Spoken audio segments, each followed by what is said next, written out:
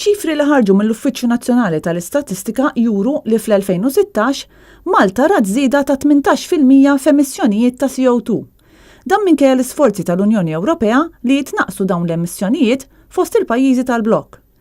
Rapport tal-Eurostat tal-2017 jikkonferma dan il-fatt u jpoġġi l-pajjiżna fl-ewwel post fost dawk li l-aktar qed jipproduċu dawn l-emissjonijiet bżieda ta' kważi 13% fl-2017 fuq is-sena ta' qabel. Mill-gassijiet serra emessi fl-2016, is-CO2 kien jammonta għal 98%. Mill-istess statistika tal-NSO jirriżulta li fl-2016 kien hemm żieda ta' 33 vettura kuljum fit-toroq Maltin, b'aktar minn nofs il-vetturi reġistrati jkunu vetturi użati. Fl-istess sena għal kull 1000 persuna kien hemm 780 vettura irreġistrata.